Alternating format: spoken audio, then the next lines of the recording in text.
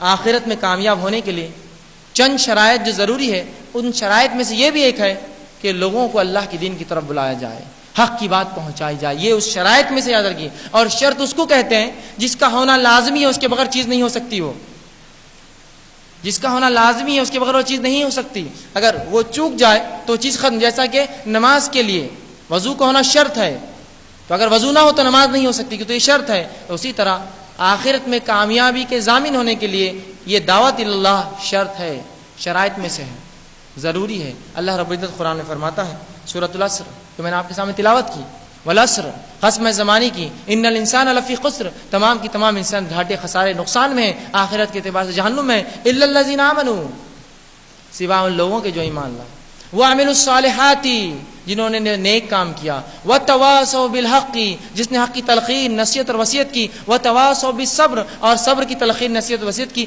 4 باتیں بتائی.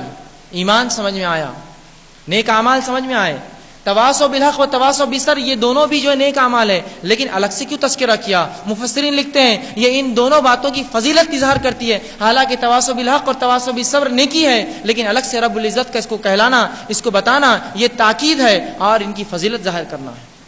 کہ حق کی تلقین کیا ہے؟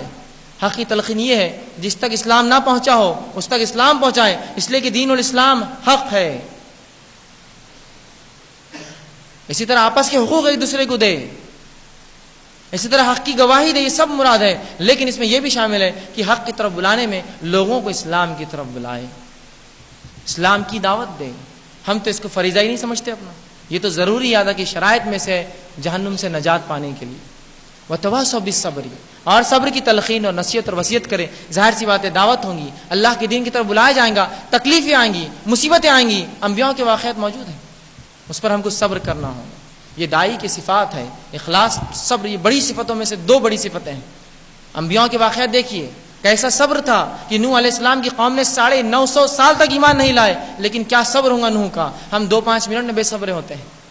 950 سال دعوت دینے کے بعد قوم دیکھتی ہے. سورہ نوح اٹھا کر پڑھیے، نوح علیہ السلام جاتے ہیں اللہ کے سامنے اور دعا کرتے ہیں، اے میرے رب. یہ آخری الفاظ تھے. اس کے بعد وہ قوم ہلاک کر دی گئی. میں نے ان کو پکارا، دن اور رات میں پکارا، اور کھلے اور چھپے سے پکارا. یہ مجھے دیکھ کر بھاگتے ہیں، کچھ میں آنکھوں کو چھپاتے، کچھ کانوں میں انگلیاں ٹھوستے ہیں میری بات سن کر. اس حد تک نوح علیہ السلام نے اپنی قوم کو دعوت دی. اس حد تک رسول اللہ صلی اللہ علیہ وسلم کی کوشش ہے اس کام کے لیے.